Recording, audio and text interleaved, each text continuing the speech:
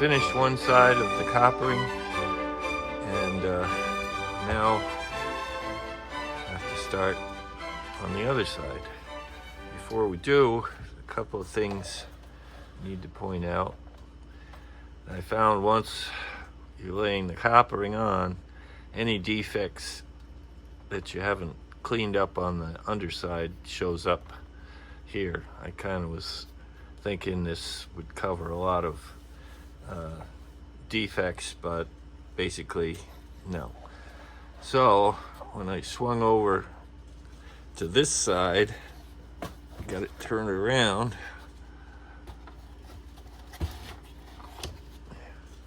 I noticed that there was another area that was pretty rough in here. So yesterday I put on some more plastic wood, dried it, and I've been sanding, but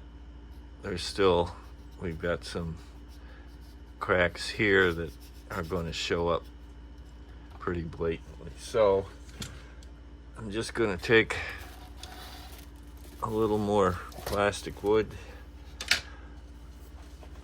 and some water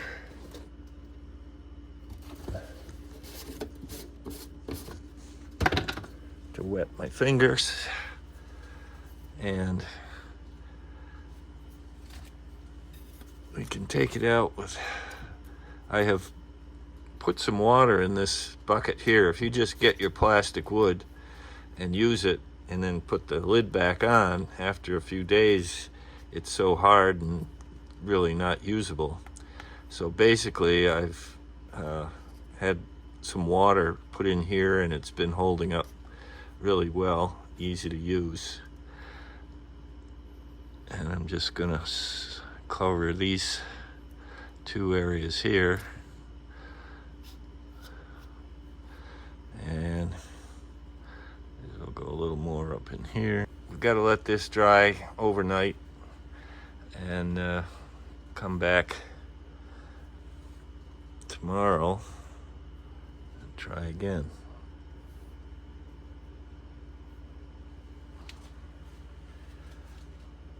So we've let the area dry for overnight, and we've taken care of some of the gaps and holes and whatnot, but it now needs some sanding.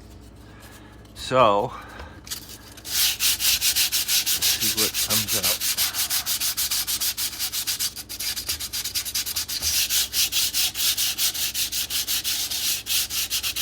Well, it's looking better, but I'm gonna have to add a little more wood putty there. The paint job down here is getting so screwed up. I'm gonna repaint that now so that I can put on masking tape and not rip up copper when I pull the masking tape off. But this is not coming off cleanly, so it needs another coat. So I'm gonna put a little splotch here, maybe a little up in here under the keel. I think the rest of it is gonna be okay. Probably sand this out. Okay, just the next day, and I repainted down here, but I've covered it up again with masking tape, because when I sand all this, I don't want it to just make the same problem again. I put a little bit up here too, so I'm going to sand that off and get it smoothed. Okay, I've sanded things smooth and marked some lines about 1 inch apart up along here, as parallel as possible up to the front. Now we're going to start our pieces here. I don't have to do what I did on the other side and lay in a lot of keel ones, because these have overlapped from the other side. Some didn't come across here, but we'll just start there. And we just alternate the rows, get a pattern going, and we'll take a look at that when I get started. And it's the same old thing with the copper. Get to where I can see what I'm doing. Just get it started with your finger.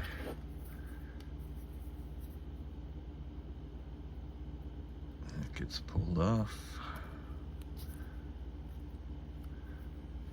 and lined up.